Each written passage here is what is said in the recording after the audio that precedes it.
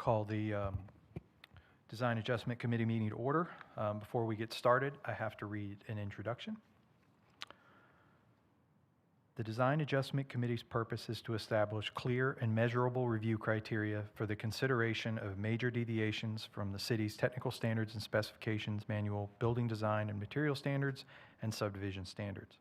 The Design Adjustment Committee does not consider the housing type, cost of the proposed unit, occupants, building material, unit size, number of bedrooms, or the architectural design of the structures. These hearings are quasi-judicial evidentiary hearings. That means they're like a court hearing, and the committee's decisions are constrained by the standards in the ordinance and based upon the facts presented. All variants require a 4/5 vote of the committee to grant the variance. Appeals of DAC decisions are to Superior Court. The parties to these cases are entitled to an impartial board. If a board member has a fixed opinion about the matter, a financial interest in the outcome, a close relationship with an affected person, or has had any ex parte communication about the matter, please disclose that information to determine if a recusal is necessary. City staff will introduce the proposed project to the committee, and committee members may ask questions. The applicant may present additional information about the project, and the members may ask questions. If anyone wishes to provide evidence at today's hearing, witnesses must sign in on the back of the clipboard and be sworn in. Because witnesses are to provide sworn testimony, please focus on the facts and the standards, not personal preference or opinion. When a witness comes forward to give testimony, please come to the podium, state your name and address for the record, and speak clearly. At this time, staff will administer the oath for all individuals who intend to provide witness testimony. If I could have all staff, applicant, and member of the public please stand up and raise your right hand if you intend to speak today. Do you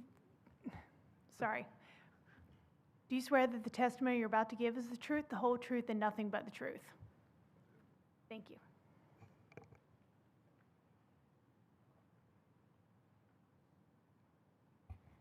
Okay, the first item on the agenda is the minutes from the last meeting. Has everyone had a chance to review the minutes? And if so, are there any questions or comments?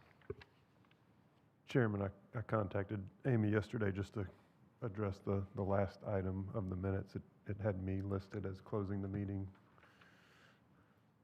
That correction has been noted. Okay. With that correction, is there a motion? Motion to approve. I will second. All in favor of approval of the minutes, say aye. Aye. Aye. Any opposed? The minutes are approved.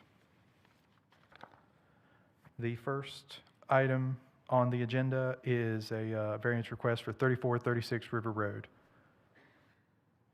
Mr. Gordon, I'd like to recuse myself from this agenda item. It was determined that being an employee for CFPUA would be a conflict of interest. Okay.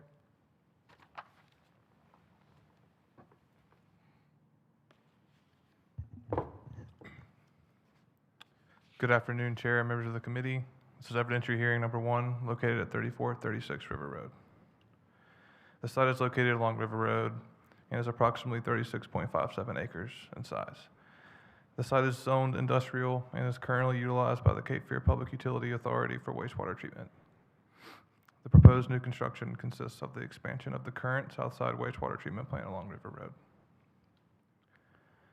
The applicant is requesting relief from the city standard commercial driveway apron requirements. The existing driveways are currently asphalt street-style driveways. The applicant is requesting to retain the existing driveway aprons as is and is not proposing any improvements. The technical standards and specifications manual specifies the city standard commercial driveway apron requirements to include the following. Driveways shall be constructed of Portland cement concrete. No other material will be allowed. The city technical standards require concrete commercial driveway aprons with 13-foot flares per city standard detail. The applicant has provided justification for the request in attachment 3 of your package. These are photos of the existing driveway aprons, and they are also included in your package. The applicant is also requesting relief to exceed the maximum length for a private driveway. The technical standards and specification manual stipulates that the maximum length of a private driveway be no more than 500 feet, and a waiver is required. I would like to note that staff received an updated exhibit earlier this week. The original exhibit proposed a private driveway length of 766 linear feet. The updated exhibit is proposing a private driveway length of 783 linear feet to the administration's building's parking lot and 924 linear feet to the furthest proposed parking space. The exhibit before you accurately reflects the requested private driveway length. This concludes staff's presentation. I'd like my case summary to be entered in the record. I'm happy to answer any questions you may have, and the applicant is here as well. Any questions for staff? Thank you. Does the applicant wish to provide a presentation? I'm Robin Austin with McKim and Creed, and address is 243 North Front Street.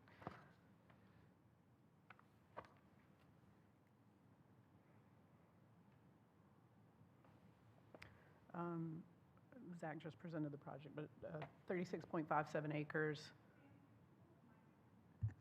Is this better? Okay. This is a critical infrastructure project that is replacing the existing facilities and expanding the plant from 12 to 16 MGD. It's necessary to continue to meet the community's wastewater treatment needs and also accommodate future growth and protect our local environment. The first request, as Zach said, was to allow the existing driveways to remain as is. I know you are familiar with the detail, but I think it's got a 23-foot minimum width across the driveway and then a 13-foot flare is what it's showing. This detail, though, is based on a curb and gutter along the main road, and please keep in mind that River Road does not have curb and gutter. I think he showed these same photos of that. As you can see, there's a slide gate there, an automatic slide gate with electric boxes and everything there and the flares. And so this north entrance, we are not, our project is kind of south of the north entrance there, so everything that's shaded is proposed pavement within the site. Those other shaded areas are site triangles and stuff, but the pavement that we're doing is the darker shaded gray. This is the south entrance as it looks today. Also has a gate back there with boxes. This is what the flares look like. So let me get back to the one here. So for the north entrance, the existing flares are 23.9 on the north side of that entrance and 26.9 on the south side. And then for the south entrance, the north side of that entrance is 43 foot with the flare, and it's 26.72 is the width. And then 37.1 is the flare on the south side. So as you can see, it's bigger than the commercial standard driveway. And again, we're not replacing the pavement through here. We're utilizing what's there now. And so only the shaded pavement is what's new. We did run some vehicle tracking to make sure they do have oversized vehicles out there that service the plant. So they've got a 74-foot road tractor and trailer. They also have sludge truck. I mean, I guess y'all already know this, but Vector trucks, city fire trucks, entering and exiting in there. Sorry, wrong way. The second request we made here was based on a central location of the admin building. And so I kind of put a purple rectangle around the admin building and the associated parking. And you can see it's central to the site. But we are requesting relief from that maximum driveway length of 800-foot length. And I think Zach showed you this. We're at 783 to the admin building, centralized parking, and then that last parking space, we're at 924. So I just wanted to remind everybody the wastewater treatment plant is a secured industrial facility. It is not open to the public, so there's no general traffic utilizing the driveway. The layout's just dictated by the process areas and all the functional relationships between the structures. The central location allows, quick direct access to the process tanks, as well as the admin building serving as the operational headquarters with the plant-wide SCADA system is housed in there.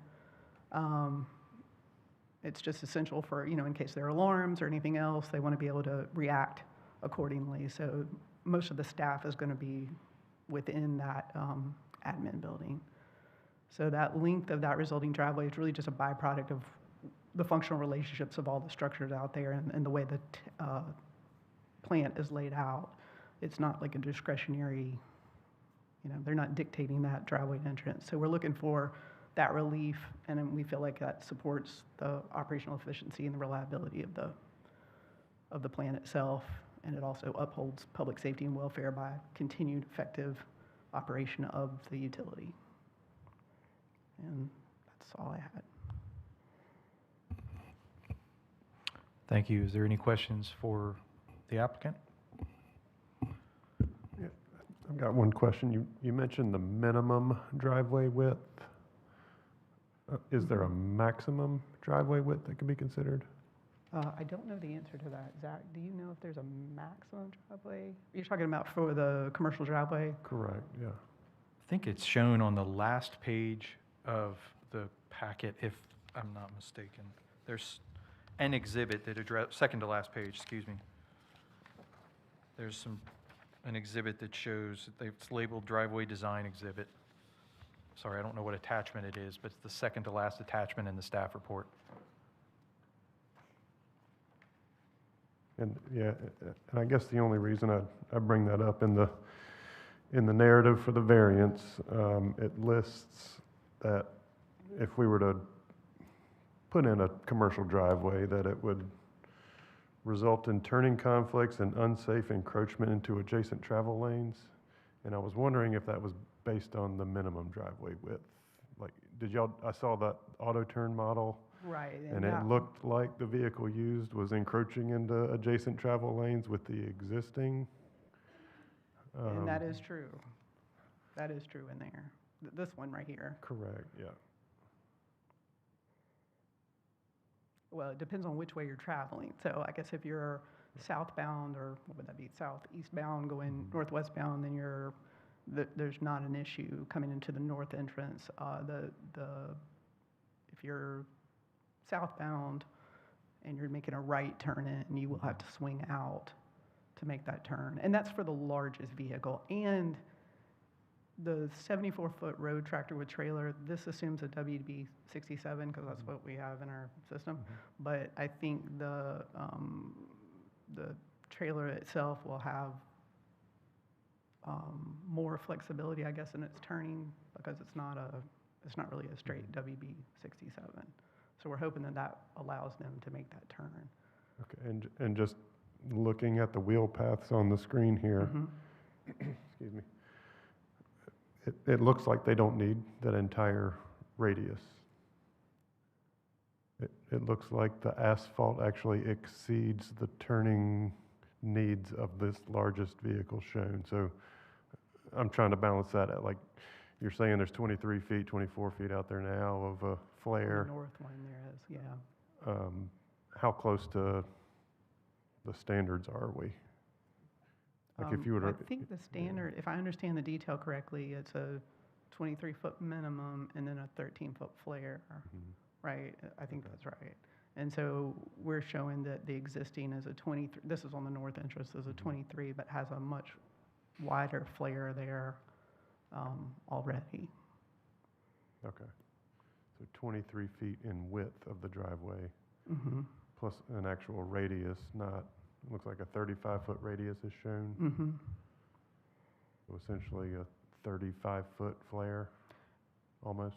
I guess it depends on where you measure that from, because what's also different from the detail is we have a 16-foot clear recovery, so our sidewalk sits really far back from that. So it's not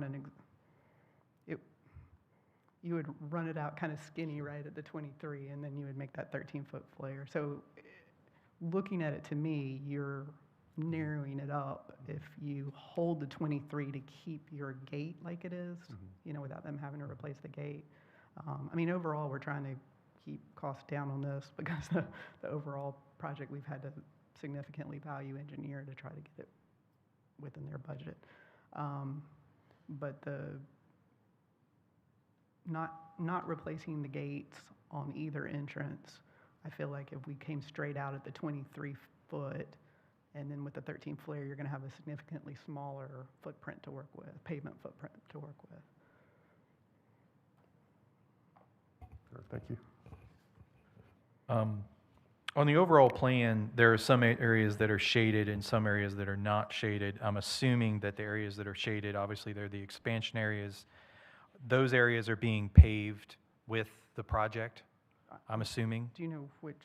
Well, I'm not sure if it's on yours. I know in the staff report, it was in the site plans that were, there you go, This one? perfect. Yeah, that's it. Yeah, so the shaded areas are what is new pavement. I mean, and some of that, like the area north of the biosolids. So the biosolids that's east of the admin building, that will stay as is, as a remaining piece from the original plant. Okay. So we're repaving or widening some of those existing roads around that. And I think if you go back a couple of slides, there's one, or maybe it's forward, they show the actual street view image. Oh, this one? There's one that shows it like a street view type image. I know I saw it. That's it right Oh, there. okay, yeah. So where, I'm assuming the fence, gate controls, all of that is staying. Correct, yes. Where would the sidewalk be crossing in that existing radius? Would it be between the fence and the controls, or would it be No. on the road side of It's the on the road controls? side. So I've got a couple of concerns. Okay, One, we're not crossing at the narrowest portion of the driveway. that is true. We're crossing closer to the radius. And then if you can go back to that, Well, I one was we were going to, just on this looking. one, you can kind of see the crosswalk there proposed with the sidewalk. Does that help, or do you want me to go back to the? No, it just doesn't show the controls and stuff on it. I was just trying to visually see Okay. where, if you're wanting to leave it alone, so that sidewalk would cross somewhere, between the existing edge of pavement and that light pole, I would assume. No, it's actually between the fence and the light pole. Oh, I thought you just said it wasn't between the fence and the I light thought pole. you asked me if it was it was on the other side of the gate. It's you not have- inside the gate and the fence, it's on the River Road side, and it's between the light pole and the fence. So on here, you can see, I realize we should have turned on all the other things on here, but the gate, there's not a mouse. on Do you have a there. mouse? Just Oh, I do, look, I'm sorry. Okay, yeah. Can you go back to that street view and show us approximately? Yeah.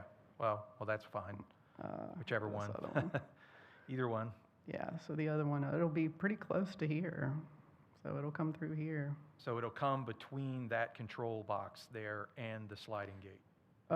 The control box is back here, I'm sorry. They're back here for the sliding gate. The reader, yeah. The reader, sensor, whatever. Oh, sorry, this. Yeah, that, right there. Yep, Yes, you got it'll it. be between here and All right. there. And then, the other concern is, like, if you look at it right here, all of those patches of gravelly sort of deposits on either side, that's an indication of standing water in times of rain. Okay, And so if we're not repaving it and we're just leaving it the way it is, I feel like you have some responsibility to at least address that. We don't want pedestrians crossing an area that, is potentially unsafe from that perspective. And I mean, if you're repaving everything up to the gate, why not address that too? I can understand you wanting to save cost, but it doesn't meet our standards. The standards require the improvement of the driveway, and especially on the other entrance, that's the north entrance, but the south entrance, yeah, there, it's like you're leaving that whole section unpaved, but you're paving everything beyond it. yeah, and I- that's because the gate comes like this, or the fence comes like this with the gate across it and through here. That was the only reason we're not touching in there. And here the, the electrical boxes for it are sitting in here.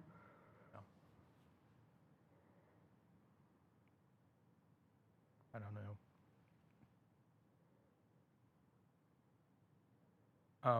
I mean, we originally didn't, the sidewalk was added on because of the TRC review. We originally didn't, you know, we weren't trying to put a sidewalk out here. But I I understand understand. your concerns. I mean, I understand what you're saying. I think in looking at the drainage patterns for this, you know, we're getting a lot of this side of the road coming across and getting collected. It kind of gets collected in a ditch that's right here and comes down to the southeast corner. Yeah. To do drainage improvements out here would be very significant. Well, no, but I mean, I think that a typical driveway raises up. You know, that's part of the city standard driveway is it raises up from the edge of pavement, and that tends to resolve a lot of those standing water issues that you would see at the pedestrian crossings. Okay, but you're still going to have, the sidewalk is still going to be here and here at grade.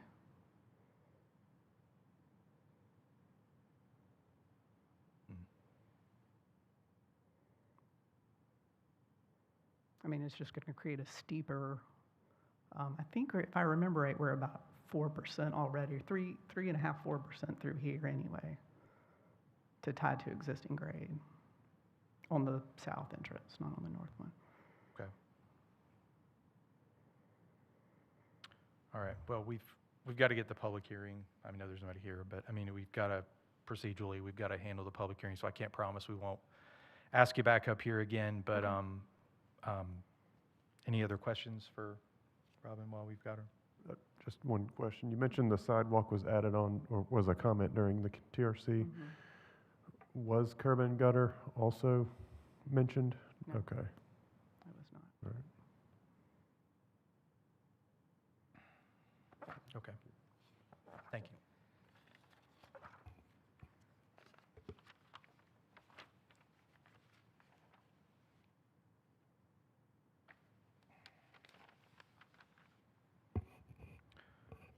Okay, at this time, I will open the public hearing. Does anybody from the public wish to speak? Seeing none, I will close the public hearing, which brings us to a discussion about the two waivers. As always, I will ask staff, when we take action on two waivers, is there anything beyond that, any kind of approved plan approval? No? Just the two waivers? Okay.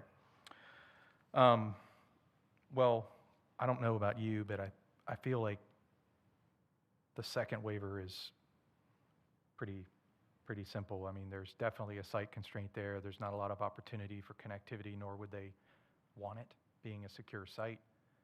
You know, I feel like that's the easier lift from my perspective. There could be some additional discussion. I have some concerns with the driveway configurations that are proposed and the waiver that's associated with that. Guess we'll stay in order. I don't want to get in trouble. So any discussion on the driveway waiver I think my only standard? observation is, you know, it's mentioned they're functioning well now, but it kind of looked like in some of the pictures they were running off, missing the driveway in its current alignment. Some of those street view images, you could see rutting outside of the asphalt there. I'm kind of torn. You know, I know big vehicles use these driveways. You know, I guess the concern would be if there are entering vehicles while exiting vehicles are there, which is probably not very frequent. I mean, Yeah. I work directly across the street from this location, and it's very low volume on these driveways, so I'm a little torn out. I know concrete would last longer than asphalt under heavy truck traffic. So there's all those reasons that the commercial driveway is in our design standards, which is kind of where I'm leaning. But yeah, to hear your point on the, it actually elevates the roadway to reduce water and sediment accumulation at the pedestrian crossings. There's benefit there too. How it ties back onto the site, I guess, is yet to be determined. But to Yeah. say I'm on the fence is Yeah, and I'm the same. I mean, looking at the exhibits, it looked like, a couple of concerns I had was that the driveway crossings weren't necessarily crossing at the narrowest portion of the driveway. The sidewalk crossings were not crossing necessarily at the narrowest portion of the driveway, which, if you've got wider flares, that's one of the things that you like to see for pedestrian safety. You've got deposits there of sand and sort of sediment that's indicative of standing water, which you definitely don't want at a pedestrian crossing. So, I mean, I think it's pretty routine for us to allow a wider radius if it's supported by auto turn analysis. But I also know that if you give a truck more radius, it's going to use it. You could give it a 50-foot radius, and they would use every bit of that 50 feet, and it just means that vehicle is going to be taking up more space and going faster potentially as they enter and exit the site. It's probably not as much of an issue here, obviously, because it's gated. That issue isn't. But I don't know, I'm kind of on the fence too. I feel like they need to do something to address the sort of drainage and issues with the existing entrances as they sit right now.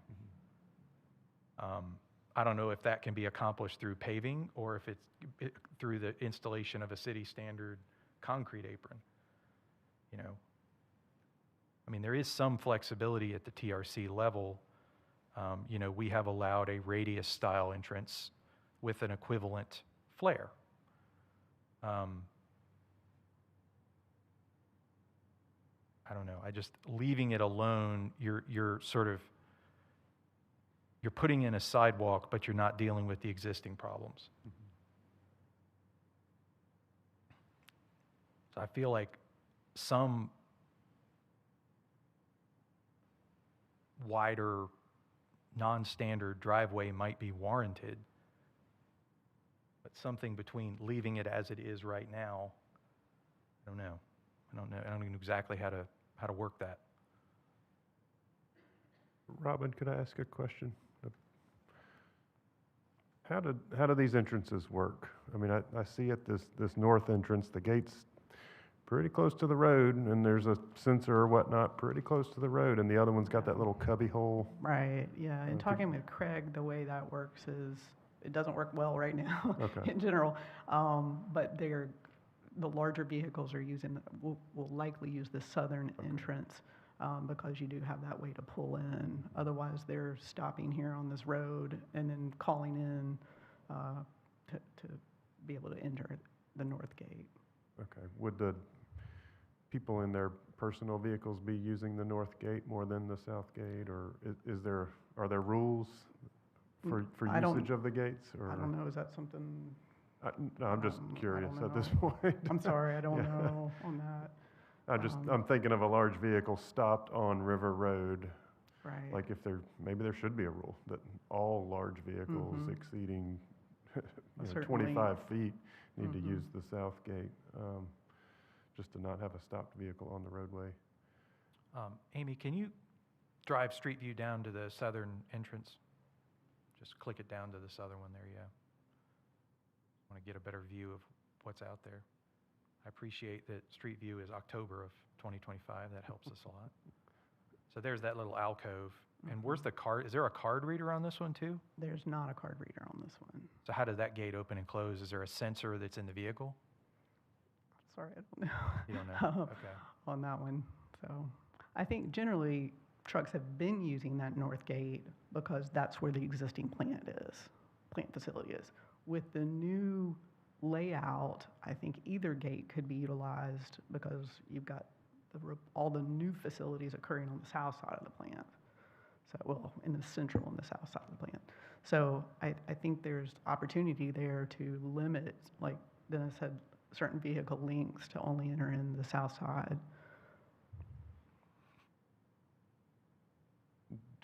So the gates remain closed at all times? Mm-hmm. A large vehicle shows up, needs entry. Is there a license plate reader? Is there a sensor in the road? It's a call in, say, I think hey, it's a I'm call here, in. please open the gate? Mm-hmm. Okay. So what I was thinking was that the truck pulls up, the eyeball sees it, and the gate opens. Yeah, and they could add that. I mean, I think there's a potential to add that on the south entrance and make that more usable for the larger vehicles, and that would improve the truck issue coming in the north Right. entrance. So I guess where I was going with it is these driveways are essentially one-way driveways. Like either somebody's entering or somebody's exiting. Yeah. So that's it's not true. like you have a lot of two-way traffic in the driveway, so, okay. I don't think there's a lot of truck volume in general. Right. So it's, I don't think the coming and passing each other has been an issue. But it is, I mean, it's 20, this one's, I don't remember what this one was, 27 or 29 feet wide. So this is a much wider entrance. Okay. All right. Thank you. Mhm.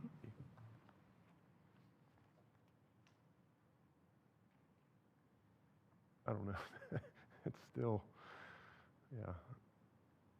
Yeah, I mean, I wish that there are elements of this I wish that the TRC can review and approve. And I guess the question for staff, where does this project stand as far as TRC approval? Do they have TRC approval or are they in TRC? Oh, they're currently in TRC. They're in review at TRC. They've been to formal TRC, but they have not been released for construction. That's correct. Okay.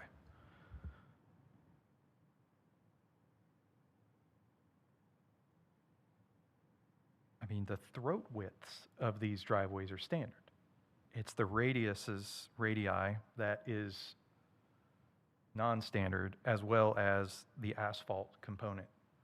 And I can appreciate that they're existing, and if you add a city standard concrete apron, you're having to regrade these entrances, which, if you're trying to minimize cost, I can understand that, but I still feel like that the drainage and the additional sediment and gravel that's accumulating at these entrances because of, you know, sort of the poor drainage off of that apron as it sits now, doesn't work well when you add a sidewalk to it. You're adding that concern. Just don't know that. I mean, I know that the driveway is a low volume. There'll be a low volume of pedestrians in this area, but nevertheless, I just don't know if I can support a straight variance to leave it as it is. I mean, I think that some sort of waiver that would allow TRC to approve based upon, you know, the radius based upon, you know, auto turn analysis. And, you know, I don't think it's a big ask to require an overlay of asphalt to address potential drainage issues. You know, if there's any low spots, you can work that out, you know, with an overlay without causing too much of a concern for the, I don't know. But I don't know how to formulate that into a motion. Any thoughts from Fire on this? Well, I think what you're talking about with the drainage wise and overlapping it, I understand that because you don't want accumulation, but my question is, if they just overlay with asphalt, is that going to just push that water back out into the road? And then it'll be in the middle of the road. Well, I mean, my response to that is that's going to be something that they're going to have to demonstrate that they have rectified with the TRC. Right. You Okay. know, the TRC is reviewing this, and the TRC would have to be satisfied that the whatever low area exists in this, will be addressed. Now, I think looking at this, probably what you're seeing is some construction sediment, not necessarily Yeah. sediment that's normal. I know the south end because Yeah. it is a lot of, I think still gravel and all that's still there Yeah, that they haven't paved yet. right. So that's a lot of this south gate, but like you saying at the north gate where the two sides, that is the sediment where it's a sandy area, so it comes from that edge a lot. Yeah, and we don't want to expose pedestrians to that. I feel like it's reasonable to ask them to address that if they're going to be installing sidewalk, which is of course required by code. Right. So I kind of feel like that's where I'm at. It's like I can support a deviation from the standard based upon, auto turn analysis and, TRC approval of the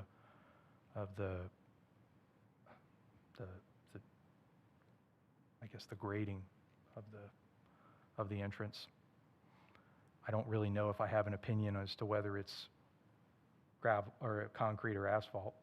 If it works for them to leave it as asphalt, I don't know that I have a problem with that. Yeah, I mean, It's low volume. I mean, it's big vehicles, but low volume. right. There's a motion there. I just can't put it to words, but. All right, I'm going to give it a shot. I would make a motion to conditionally approve the waiver for the driveway to remain asphalt. The conditions are that the TRC has to approve the radiuses based upon auto turn analysis, and they have to approve the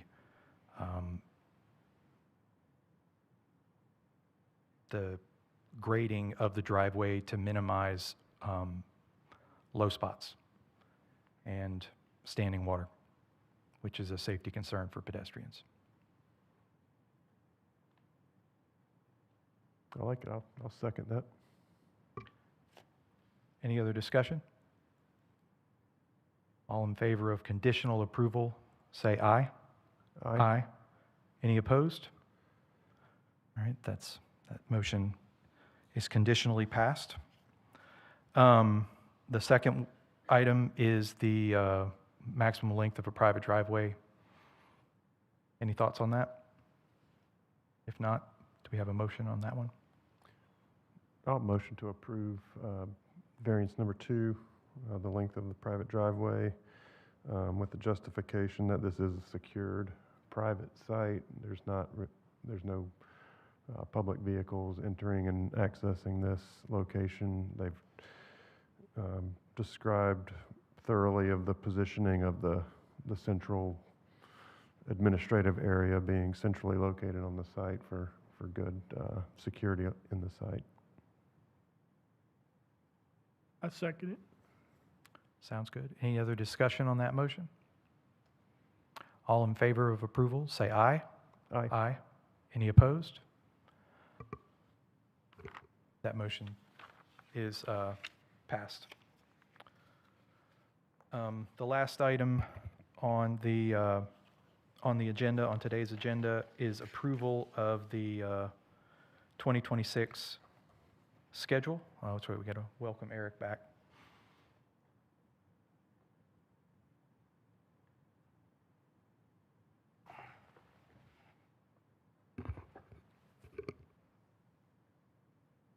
I haven't gone through the list to verify that none of these fall on holidays or anything like that. I'm assuming all that's been vetted. Any discussion on that? If not, do we have a motion? I'll make a motion to approve the 2026 meeting and submission deadline schedule. I will second. Any other discussion? All in favor say aye. Aye. Aye. All opposed? That passes as well. With that, The meeting is adjourned. Thank you.